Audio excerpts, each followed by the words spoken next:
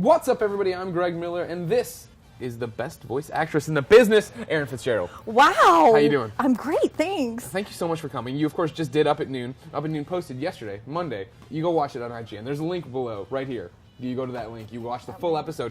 But at the end of the interview, we had so many great questions from fans, we didn't get through them all. No. So now we're going to go through some of the longer ones, the thought-provoking ones, if you will. Excellent. The more for the more mature crowd. Sure. Yeah. If somebody's just running into this show, you've been in a million video games. Yeah, a lot. Of course, everyone knows you. Chie, Persona 4 Golden. Yay! That's your big one. It is. That's your breakout role. It is. Do you like being defined by her? Yes. She kind of is me, so it's for her to be the breakout role is like being myself and everyone thinking I don't suck. So that feels good. Okay, yeah, that's good. That's good. Yeah. And then to bring everybody else up to speed, you've been in a lot of stuff. Bravely Default recently. Yeah. You were in Catherine. That's a big one. Yes. That Danganronpa. Oh, Oof, I who tell knew? you what. Dragon's Crown, Dragon's Dogma, Dynasty Warriors, Elder Scrolls. You're in a lot of stuff. Yes, I am. Congratulations on Thank having you. employment. Yes, Let's get right to the heart. thank you. A lot of kids wrote in and they said, "What's the toughest thing about being a voice actor?" Getting work. Really? And it's really that patience that you have to have between jobs because you don't know when it's going to happen, especially for video games because video games don't take that long to record. Yeah. Unless it's like a Persona game where it could take a couple of weeks, but even in a couple of weeks, you're only working a couple times per week. So it's really having this patience and knowing that no, you're not, sucking and no, you will work again. Yeah. Chances are you just have to. That's really the hardest part for me. Anyway. Yeah, I'd imagine I hope I mentally didn't that's hit tough on you. Sorry. You didn't hit the mic. Don't worry. Okay, You're fine. good. Just my boob. You're allowed to do that as much as you want on Excellent. IGN. Here we go. Gamer versus Girlfriend tweeted and said, "How do you prepare for something like Silent Hill compared to Ed, Ed, and Eddie in medium or Huge subject?" difference. Yeah, exactly. Huge difference. Ed, Ed, and Eddie. First of all, I get to be with the rest of the cast for Ed, Ed, and Eddie, Yeah. and they are a group of hilarious human beings. So all I have to do is show up, and Danny always had the storyboard completely drawn out, so we would go through the entire storyboard. So it was like I got to see the entire Sure. episode before we even started recording. Such a great way to get into the flavor and the mode. Silent Hill, totally different thing. I don't know exactly, who the character is, where the character is in the game. I have to depend completely on the director. And in video game, voice directors do not get enough credit because they have to hold the whole universe together, and they have to make sure that each performance is going to match the other person's performance, but also in context of the entire story. And that's ridiculous. Like, you know how big video games are. They're huge. You play it for hours and hours and hours. I mean, they've written all these scripts. It takes forever to get one produced. And then you're in there and this director is like, okay, I need you. You just have to completely surrender and do everything they say. So do you like one more than the other? Each one is different and unique, kind of like a snowflake. But no, because everybody has their own style and their own approach. So some are tougher than others. It depends on. It's just like any human interaction. Some people you're just like, oh, we understand each other. We don't have to talk so much because we kind of intuitively get it. Yeah. And some people I need much more communication because I don't get what they're going for. So those directors are usually have to have a great vocabulary to describe what it is so that I can bring it forth. Do you like doing the video games more or like a cartoon more where you're working with a group? I love video games, but I don't like that it's over so quickly. Oh, yeah. You know what I mean? Like, I love... You want to milk it for every my dollar. God. Like, Persona has been the best game because I did Arena, and I did Arena first, and then we did Golden, so I felt like I got to do that character for a year. So being Chie for a whole year in 2012 was fantastic. Yeah. I love that, but you don't get that very often in Sure. video games. That doesn't happen. So it's really hard when people ask me to do the voices. Like for Danganronpa, Cuckoo for Cocoa Puffs. It's so hard for me to remember which voice was what I mean, and that's where. The thing, looking at your list, right? Yeah, I mean, you are in, dozens of video games, and they range from, like, in Bravely Default, you're Agnes, you're this established character, and then, over in Last of Us, you're female infected. It's like, I can only imagine, like, when you're like, oh, well, I see you're in Call of Duty Black Ops 2, give me some of the additional voices you did. That kind of stuff. It was a lot of screaming. Yeah. Well, there's a lot of stuff happening in the war. Actually, it was kind of similar to Last of Last of Us. A lot of screaming. Yeah. A lot of being on fire. Is that tough on your voice? Yeah, those games are intense. Those games are really hard. Okay. That's a totally different preparation because you have to make sure you have 2 days off afterwards because you're not going to have much of a voice.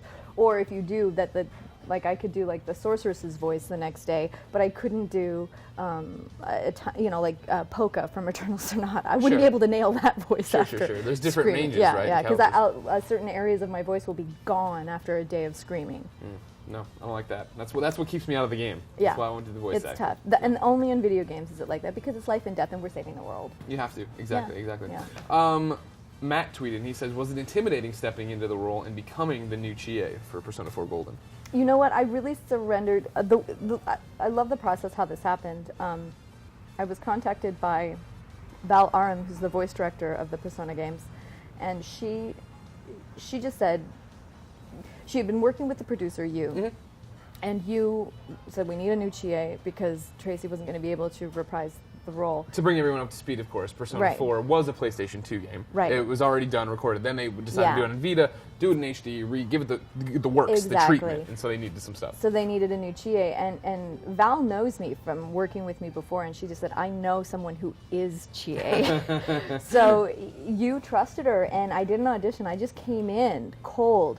And we started and that was when I first met Chie at that moment. Yeah. And as we were putting her on, I was like, I kind of feel like she's here. And she loved, because my boyfriend's deep into classic kung fu movies, so we watch kung fu at our house a lot. So I all of a sudden, all this knowledge that I had acquired through osmosis, is finally useful. I'm like, I know all of this. It was amazing. It was all these worlds coming together, and she has a lot of me in her. My portrayal of her is really very me. Yeah. So it was so amazing getting that part. I did expect a huge backlash because I know when I'm used to a voice, even if I'm not a fan of that voice, I get uncomfortable when they switch it out. It drives me mad because I'm like, that's not the sound or the vibration. I'm not. So I was so grateful that there were people who were supportive right away, and that more and more people have become supportive. Yeah. I don't just want to disparage Tracy's performance at all. It's just completely different performance. That is two different universes, two different Spider-Mans, if you will, two different Batmans, if you will. Yeah, I like that. I like different Batmans, except George Clooney. Final question. What about Val Kilmer? Val Kilmer, I think, gets a bad rap. Batman Forever was a fine movie. It wasn't a great Batman movie, but let's not even. If we're talking about Batman movies, right? 89 Batman, the Batmobile has guns on it, and he's shooting people. So we got some problems with the canon, regardless of where we are. All right? Yes, excellent point. Chris O'Donnell, never good as Robin, though. Final question.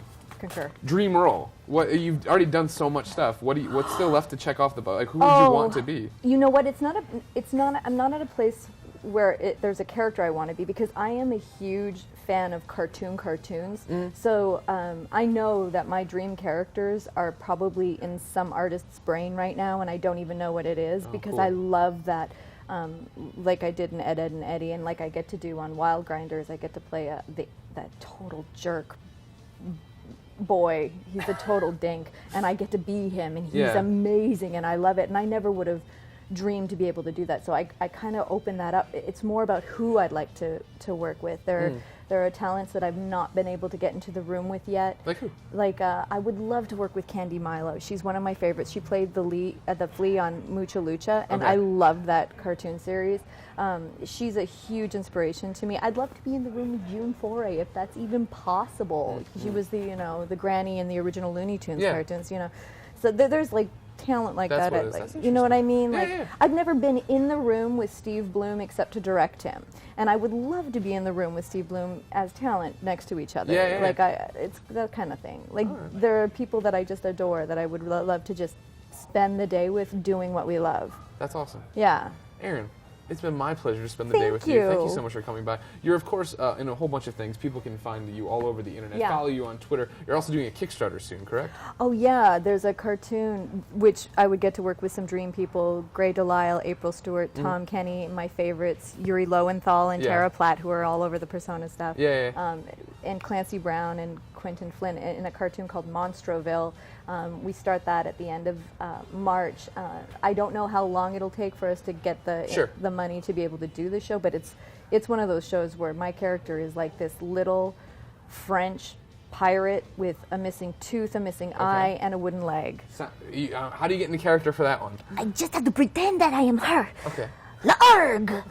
You know, that kind of stuff. La'arg. Nice. I like that. Very good. Very good. You got talent. You're going places. Thanks, Greg. You do too. Oh, I'm not going anywhere. I'm staying right here on IGN, just like I hope you do, viewer. Let us know in the comments what your favorite Erin Fitzgerald role is. Guys. Then make sure you come back. Go watch that up at noon if you didn't. And if you did, thanks a lot.